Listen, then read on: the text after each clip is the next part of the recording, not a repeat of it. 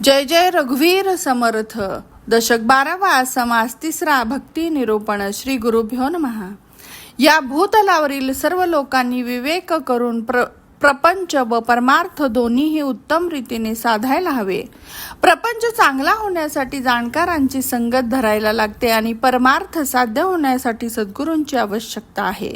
सद्गुरूला काय विचारावे हेही कळत नाही, ते समजावून देत आहोत. सद्गुरूंना अनन्य भक्तीने 2 गोष्टी विचारायला हव्यात. त्या 2 गोष्टी कोणत्या तर देव कोण आणि मी कोण याविषयी पुन्हा पुन्हा विचारून पूर्णपणे समजावून घ्यायला हवे. प्रथम मुख्य असणारा देव कोण आणि त्यानंतर भक्त असणारा मी कोण याबद्दल पुन्हा पुन्हा पंचीकरण आणि महावाक्य यांचे विवरण करावे. या सर्व करण्याचे फल म्हणून शाश्वत वस्तूचे आणि आपले निजज्ञान प्राप्त करून घेतले तर बरे. शाश्वत अशाश्वत याचा विचार करून पाहिला तर पदार्थ नाशवंत आहे असा निर्णय होतो. त्यासाठी मूळ कारण असणाऱ्या परमात्म्याला ओळखायला हवे. मायेच्या हात चलाखीने दिसणारी निश्चल चंचल जड यातील नाश न पावणारी सार वस्तू असणारे परब्रह्म शोधायला हवे. त्यासाठी परीक्षकाने विचाराने तीनही लोकात फिरून जे खोटे आहे त्याचा नाश करायला हवा.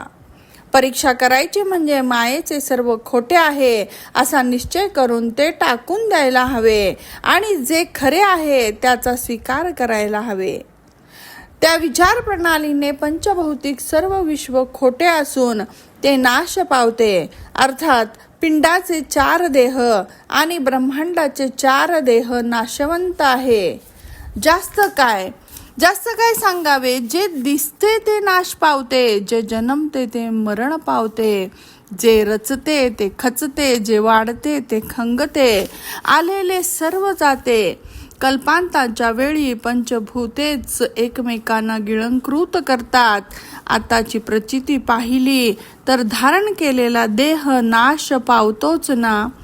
या देहाला कारण रेत आहे, रेताला कारण अन्न आहे, अन्नाला कारण वनस्पती आहे, वनस्पतीला कारण पृथ्वी आहे, पृथ्वीला कारण आप, आपाला कारण तेज, तेजाला कारण वायू आहे. ही गोष्ट जाणा. बरं, अंतरात्माच नसेल तर वायू कोठून आला असता आणि विकारच संभवले नसते तर अंतरात्मा तरी कोठून आला असता. आणि शेवटी विकाररहित मूल परब्रह्मात विकार तरी कोठून आले याचा नीट विचार करा. वस्तुतः निर्विकारात विकार नाही, अंतरात्मा नाही, वायू नाही, तेज नाही, आप नाही, पृथ्वी नाही असे निर्गुण असलेले निर्विकारच शाश्वत वस्तू असून उरलेल्या अष्टधा प्रकृती या सर्व नाशवंत आहेत.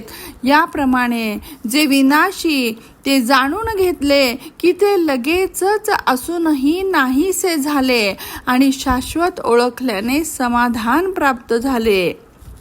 विवेकाच्या विचाराने सत्याची जाणीव होऊन दृढ निश्चय झाला. तात्पर्य शाश्वत देव निर्गुण आहे ही गोष्ट पटली. या योगे आपल्याला हव्या असलेल्या 2 गोष्टींमधील देव कोण ही गोष्ट कळली. आता मी कोण हे जाणायला हवे. मी कोण हे जाणण्यासाठी देहातील सर्व तत्वांचा शोध घेत असताना मी तू म्हणणे ही मनाचीच कल्पना आहे हे निश्चित झाले. शरीरामध्ये कितीही शोध घेतलात तर मी दिसतच नाही. खरोखर ते मी तू म्हणजे तत्वाबरोबर बुडून गेले. तेव्हा सर्व दृश्य पदार्थच निसटले आणि तत्वांचा हिशेब करणे थांबून केवळ एक आत्मवस्तूच उरली. तेव्हा तेथे मी तोपणा कसा शिल्लक राहील. तात्पर्य पंचीकरण तत्वांचे विवरण करण्यात महावाक्याने आत्मवस्तूच आपण आहोत असे सिद्ध होत असल्याने अहंकाराचा संग सोडून आत्मनिवेदन करावे. देवभक्त यांचे मूळ सूक्ष्मपणे शोधले तर दोन्ही ठिकाणी त्या उपराधिरहितेत असणारा निरुपाधिक आत्माचा हाती लागतो. त्यामुळे मी म्हणणेच खुंटते, मी आत्म्यापासून वेगळा आहे. हा भ्रमही नाहीसा होऊन पिंडोपाधही रहित उन्मन्नी पद ब्रह्मांडोपधी रहित निवृत्ती पदाला जाऊन मिसळते. या विज्ञान स्थितीत ज्ञान कुंठित झाले, ध्येय वस्तू ध्यान विरघळले, कार्याकारण विचार सर्व पाहून सोडले, जन्म मरणाचा संबंध चुकला, पाप सर्वस्वी नाश पावले आणि यमयातनांचेच निवारण झाले, सर्व बंधन तुटून पडली. अशा विचाराने मुक्ती लाभून जन्माचे सार्थक झाले असे वाटले. अनेक अडचणी दूर झाल्या, धोका टळला. जास्त काय सांगावे, असंख्य मानवांचा ज्ञान विचाराने उद्धार झाला. श्रीरामाचे उपासक ज्ञानी पुरुष जगदोद्धार करतात याची सर्वांना प्रतीती आली आहे. इति श्रीदास बोधे गुरुशिष्य संवादे द्वादश दशके भक्ती निरूपणम नाम तृतीया समासः समाप्तः.